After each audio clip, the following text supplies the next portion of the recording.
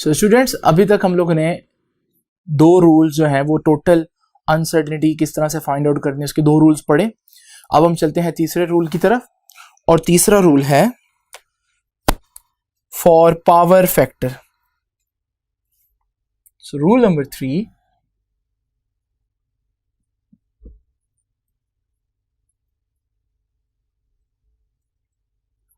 Power factor. बहुत से फार्मूले में किसी भी वेरिएबल के ऊपर पावर होती है। जैसे अगर वॉल्यूम का फार्मूला देखें तो 4/3 पाई आर क्यूब, तो रेडियस के ऊपर क्यूब है। रूल बड़ा सिंपल है कि अगर इस सूरत में आप लोगों ने टू फाइंड टोटल अनसर्टेनिटी, अगर आपने टोटल अनसर्टेनिटी फाइंड आउट करनी है, the power is multiply by percentage uncertainty, by percentage uncertainty। Rule number 2 वैसे का वैसा रहेगा, लेकिन अगर कहीं पावर आ जाए तो जो भी किसी भी चीज की परसेंटेज अनसर्टेनिटी होगी वहां पर उसको पावर से मल्टीप्लाई भी कर दिया जाएगा। ये एक एक्स्ट्रा चीज है। तो हम एग्जांपल लेते हैं बुक से ही। एग्जाम्पल कुछ इस तरह से है, ये देखिए जी,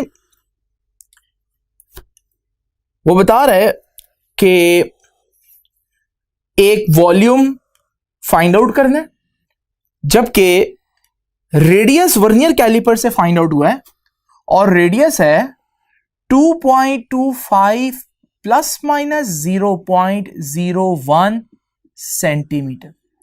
ये रेडियस है।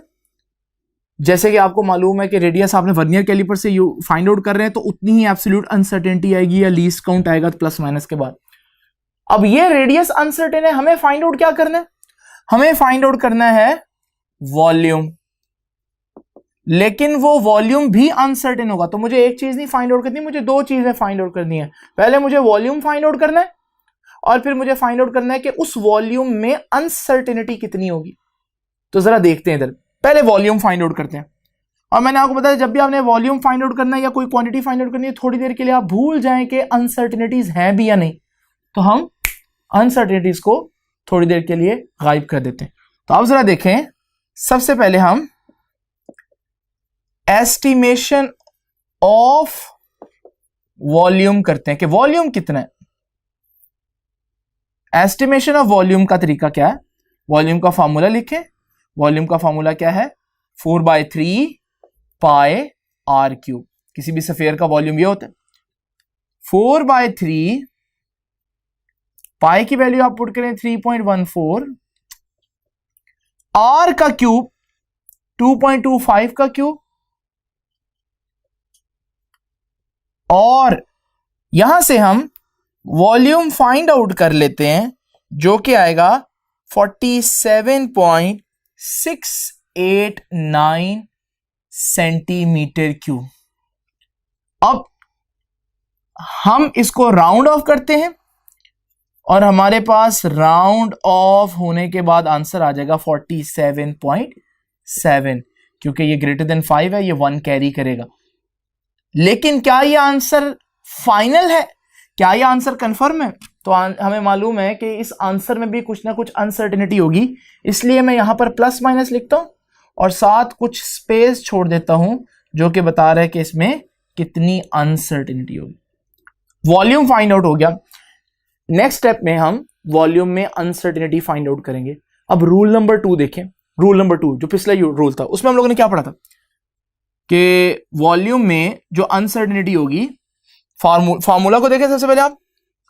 फार्मूले के अंदर ये भी कांस्टेंट है, ये भी कांस्टेंट है, तो वॉल्यूम में जो अनसर्टेनिटी आएगी वो रेडियस की अनसर्टेनिटी आएगी। लेकिन अब यहां रूल एक्स्ट्रा लगेगा, क्योंकि रेडियस का जो क्यूब है फिर हमें पावर को मल्टीप्लाई करना पड़ेगा परसेंटेज अनसर्टेनिटी से।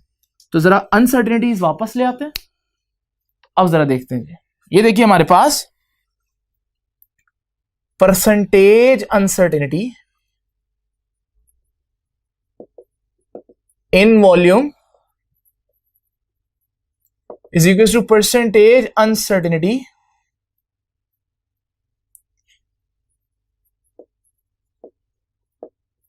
इन रेडियस, लेकिन रेडियस की पावर कितनी है? रेडियस की पावर है 3, r का क्यूब आ रहा है, तो हमको 3 से भी मल्टीप्लाई करना पड़ेगा। तो ये है वो इक्वेशन जो मैं आपको बोल रहा था कि ये इक्वेशन आपको किसी भी इक्वेशन के लिए बनानी आनी चाहिए। लेकिन अब हम मुझे परसेंटेज अनसर्टेनिटी सबसे पहले फाइंड आउट करनी है।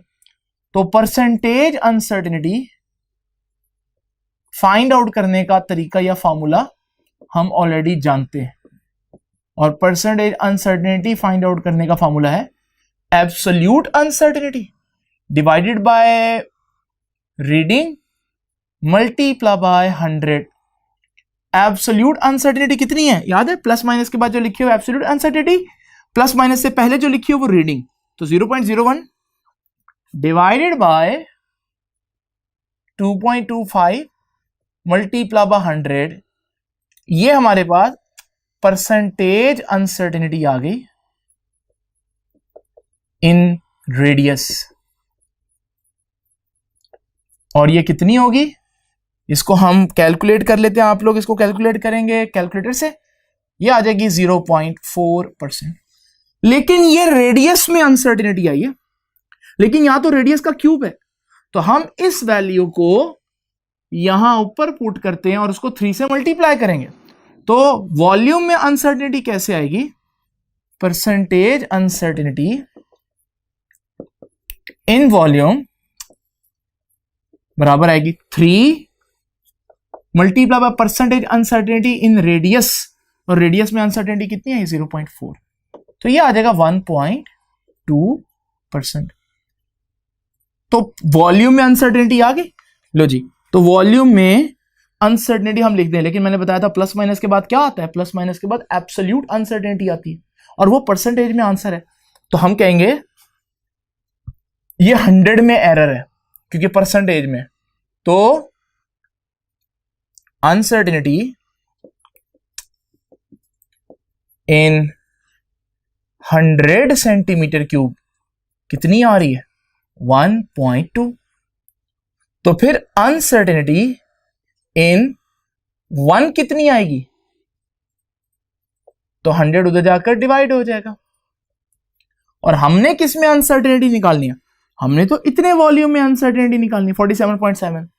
तो फिर अनसर्टेनिटी इन 47.7 सेंटीमीटर क्यूब कितनी आएगी? 1.2 ओवर 100 तो ऑलरेडी आ चुका है, 47.7 को भी हम मल्टीप्लाई कर देंगे और हमारे पास आंसर आ जाएगा 0.6 सेंटीमीटर क्यूब। ये है अनसर्टेनिटी जिसको हम यहां पर लिख सकते हैं। तो हमारा फाइनल आंसर क्या हुआ? फाइनल आंसर, तो फाइनल आंसर हुआ के वॉल्यूम, पहले स्टेप में वॉल्यूम तो फाइंड आउट कर लिया था, कितना वॉल्यूम फाइंड आउट किया था? 47.7 प्लस माइनस दूसरे स्टेप में क्या फाइंड आउट किया है? Uncertainty 0.6 centimetre cube. तो ये है हमारा फाइनल आंसर। ठीक है, इसी तरह हम एक और एग्जांपल देखते हैं, आपकी बुक की 1.3 एग्जांपल देखते हैं। सो स्टूडेंट्स, आपकी बुक का पेज नंबर 15 जो है उस पर एक एग्जांपल 1.3 है, जरा उसको देखते हैं।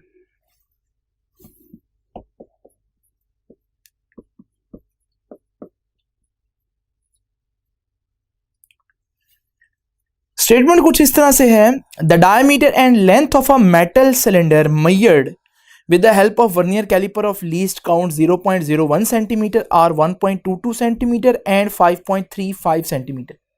ये हमें वर्नियर कैलिपर से उसने फाइंड आउट किया है डायमीटर और लेंथ। तो डायमीटर है 1.22 सेंटीमीटर, लेकिन वर्नियर कैलिपर से मेजर किया है, तो डेफिनेटली इसमें प्लस माइनस के बाद उसका लीस्ट काउंट लिखेंगे 0.01 सेंटीमीटर। इसी तरह लेंथ बता रहा है 5.35 सेंटीमीटर, तो 5.35 प्लस माइनस 0.01 सेंटीमीटर। लेकिन इससे पहले कि मैं ये क्वेश्चन करूं, जरा देखते हैं सिलेंडर क्या होता है। सिलेंडर अगर मैं देखूं आपके घर में, सबसे आसान एग्जांपल सिलेंडर की, वो एक घी का कनस्तर है। तो सिलेंडर कुछ इस तरह से दिखेगा। अब इस सिलेंडर का वॉल्यूम फाइंड आउट करना है हम लोगों को, और वॉल्यूम फाइंड आउट करने के लिए याद रखिएगा दो चीजें पता होनी चाहिए। एक, इस सिलेंडर का ये जो डायमीटर है, जो ऊपर वाली सरफेस का डायमीटर है, जो गोल सरफेस बन रही है, और इस सिलेंडर की जो टोटल लेंथ है। अगर हमें ये दो चीजें फाइंड आउट हो, मालूम हो, तो हम वॉल्यूम फाइंड आउट कर सकते हैं।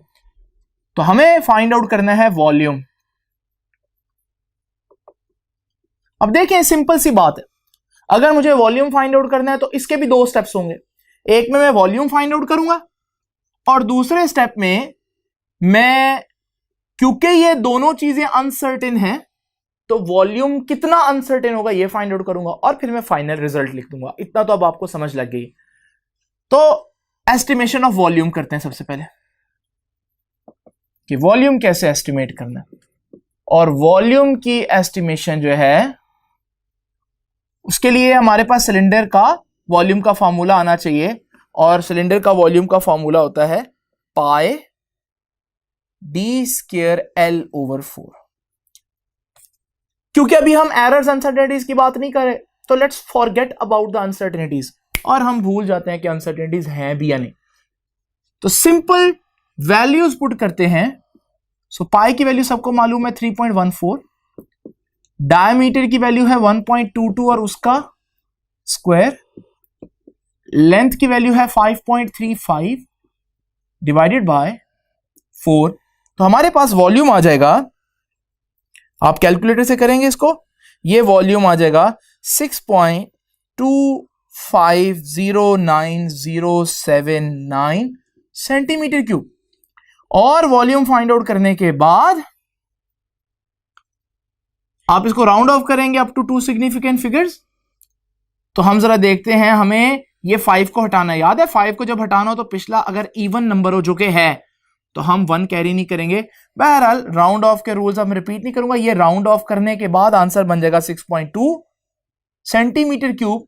लेकिन क्योंकि अनसर्टेनिटीज हैं, तो हमारा जो फाइनल आंसर आ रहा है उसमें भी अनसर्टेनिटीज है। तो अब हम बात करते हैं जरा अनसर्टेनिटीज कैसे फाइंड आउट करने के। तो अनसर्टेनिटीज को एस्टिमेट करते हैं, लेकिन उससे पहले अनसर्टेनिटीज को वापस ले आते हैं। लो जी, तवज्जो कीजिएगा। Estimation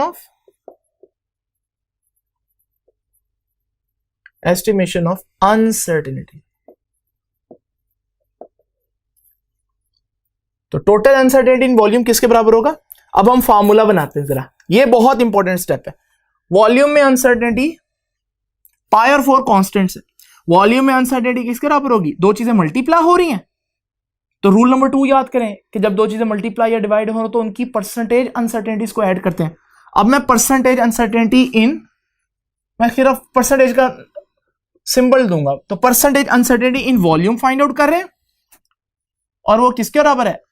percentage uncertainty in diameter, और उसमें ऐड करूंगा परसेंटेज अनसर्टेनिटी इन लेंथ। ये हो गया रूल नंबर 2 के अकॉर्डिंगली।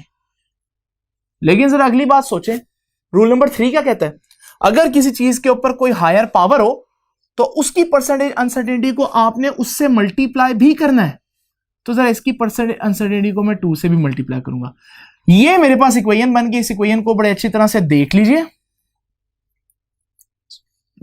अब जरा तवज्जो कीजिए, क्या मेरे पास परसेंटेज अनसर्टेनिटीज हैं? नहीं, क्योंकि प्लस माइनस के बाद जो लिखी होती है वो एब्सोल्यूट अनसर्टेनिटीज है। तो परसेंटेज अनसर्टेनिटीज निकाल लेते हैं जी। परसेंटेज अनसर्टेनिटी इन डायमीटर निकालते हैं। फार्मूला अब दोबारा नहीं लिखूंगा। क्या फार्मूला था? Absolute uncertainty 0.01 divided by reading 1.22 multiply by 100, और ये हमारे पास बन जाएगा आंसर। आप कैलकुलेटर से निकालेंगे तो परसेंटेज अनसर्टेनिटी का जो टोटल आंसर हमारे पास बनेगा 0.8%। इसी तरह परसेंटेज अनसर्टेनिटी इन लेंथ कैसे फाइंड आउट करेंगे? Absolute uncertainty divide by reading multiply by 100 और इसका आंसर आ जाएगा हमारे पास 0.2%। ये वैल्यूज ऊपर पुट करते हैं तो परसेंटेज अनसर्टेनिटी इन वॉल्यूम आ जाएगा 2 multiply by percentage uncertainty in diameter कितना है 0.8 plus percentage uncertainty in length कितनी है वो 0.2 है। ये हमारे पास 2 मल्टीप्लाई बाय 0.8 आ जाएगा 1.6 प्लस 0.2 तो 1.8%। अब ये अनसर्टेनिटी आ गई वॉल्यूम में, लेकिन ये परसेंटेज अनसर्टेनिटी है, हमने आंसर में परसेंटेज अनसर्टेनिटी नहीं लिखनी। ये किस परसेंटेज कितने में एरर होता है 100 में। तो अनसर्टेनिटी ये जो अनसर्टेनिटी है ये 100 सेंटीमीटर क्यूब में, अनसर्टेनिटी इन 100 सेंटीमीटर क्यूब कितनी है 1.8। इसी तरह अनसर्टेनिटी इन 1 कितनी होगी 100 उधर जाकर डिवाइड हो जाएगा। और हमने निकालनी किस में, हमने तो 6.2 में फाइंड आउट करनी है। तो 6.2 के लिए हम दोनों तरफ 6.2 से मल्टीप्लाई कर देंगे तो 1.8 ओवर 100 मल्टीप्लाई बाय 6.2 और हमारे पास टोटल आंसर आ जाएगा 0.1। तो अब फाइनल आंसर कैसे लिखेंगे, फाइनल आंसर तो वॉल्यूम तो आ गया हुआ 6.2 और उसमें अनसर्टेनिटी कितनी आई है 0.1 सेंटीमीटर क्यूब। तो यूं हम रूल नंबर 3 को इफेक्टिवली यूज कर सकते हैं। नाउ स्टूडेंट्स 3 रूल्स पढ़ने के बाद अब हम पढ़ते हैं चौथा रूल, और चौथा रूल है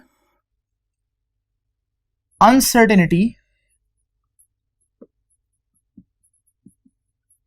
इन एवरेज वैल्यू। जो आप एवरेज वैल्यू फाइंड आउट कर रहे हैं, एवरेज लेते हैं ना, कैसे एवरेज लेते हैं, सब चीजों को ऐड करते हैं टोटल वैल्यू से डिवाइड कर देते हैं। तो आपने एवरेज में आंसर में अनसर्टेनिटी अगर हो तो वो कैसे फाइंड आउट करनी, उसके लिए सिंपल 3 स्टेप है। पहले स्टेप में आप क्या करेंगे, फाइंड एवरेज वैल्यू, सिंपल तरीके से एवरेज वैल्यू फाइंड आउट कर लें। एवरेज का दूसरा नाम भी याद रखिएगा, मीन वैल्यू। दूसरे स्टेप में आपने क्या करना है कि आपने फाइंड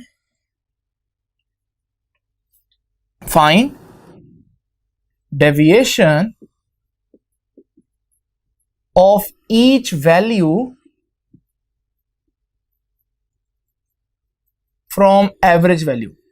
इसका मतलब मैं भी आपको समझाता हूं, आप इसको नोट कर लें। और थर्ड स्टेप में आपने क्या करना है, find mean of all deviations and that will be your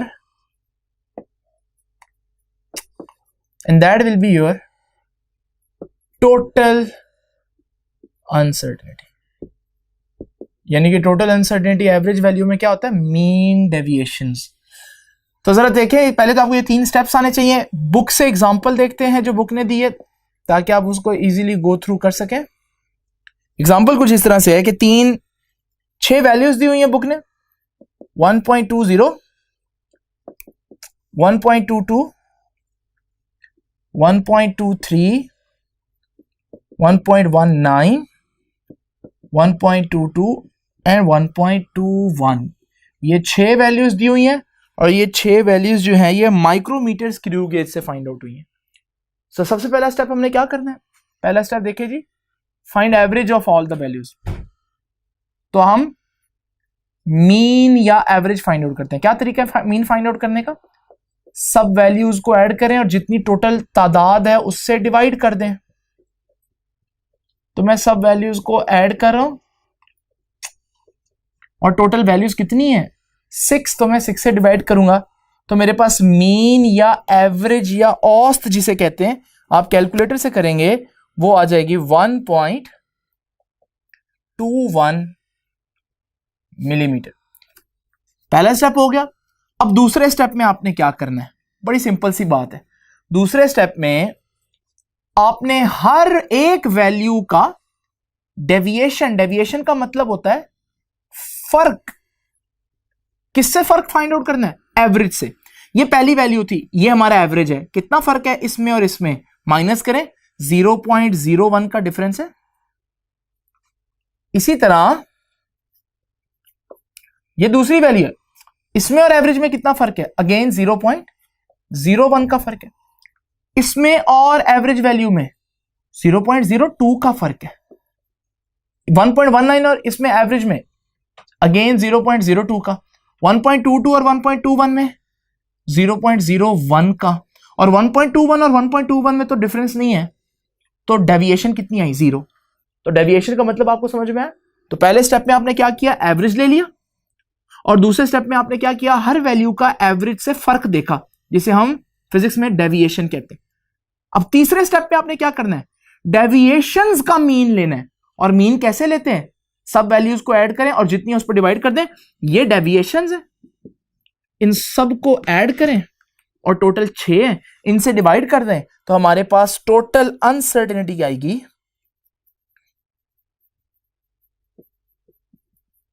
0.01 millimetre. ये आ गई अनसर्टेनिटी। तो हमारा आंसर फिर क्या हुआ? फाइनल आंसर हुआ 1.21। एवरेज जो हमने निकालना था 1.21 प्लस माइनस इसमें अनसर्टेनिटी कितनी है? 0.01 millimetre. So this is your final answer. ये था हमारे पास रूल नंबर 4।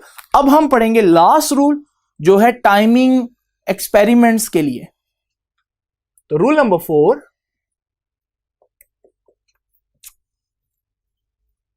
अनसर्टेनिटी इन टाइमिंग एक्सपेरिमेंट। ये टाइमिंग एक्सपेरिमेंट क्या होता है, जरा इसको भी देख लेते हैं। जस्ट इमेजिन करें कि मेरे पास एक स्टॉप वॉच है और मैं इस स्टॉप वॉच की मदद से इस पेंडुलम का टाइम पीरियड फाइंड आउट करना चाहता हूं। इस पेंडुलम का टाइम पीरियड क्या होगा?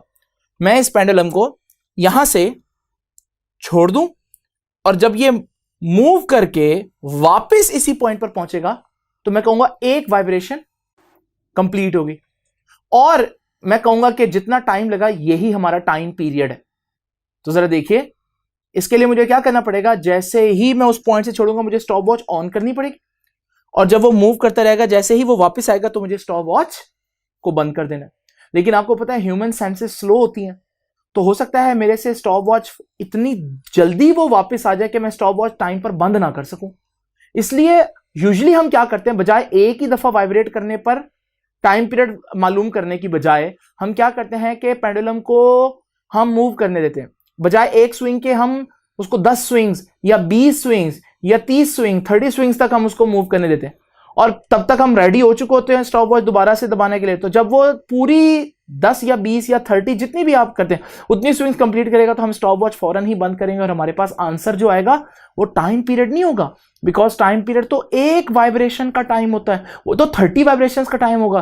तो आप समझ गए होंगे कि फिर उस आंसर को आपको किससे डिवाइड करना पड़ेगा? जितनी स्विंग्स हैं उससे डिवाइड करना पड़ेगा। तो जरा देखते हैं, इमेजिन करें हमें वो एग्जांपल दे रहा है। पहले रूल देख लेते हैं। रूल क्या है? रूल बड़ा सिंपल है कि जहां पर जो भी उस स्टॉप वॉच का लीस्ट काउंट होगा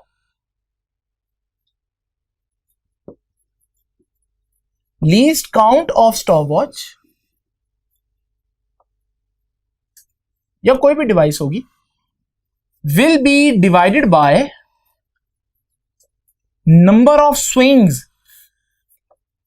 आपने जितनी दफा पेंडुलम को मूव करवाया है उतनी दफा उसको, अगर 30 दफा किया तो 30 से आपको लीस्ट काउंट को भी डिवाइड करना पड़ेगा। एक एग्जांपल लेते हैं आपकी बुक की। एग्जांपल कुछ इस तरह से है कि आपकी बुक टाइम ऑफ 30 वाइब्रेशंस दे रही है, कितना 54.6, यानी एक पेंडुलम को आपने 30 टाइम्स वाइब्रेट करने दिया, 30 स्विंग्स लेने दी, तो उसका ये टाइम आया। तो हमें फाइंड आउट क्या करना है, टाइम पीरियड।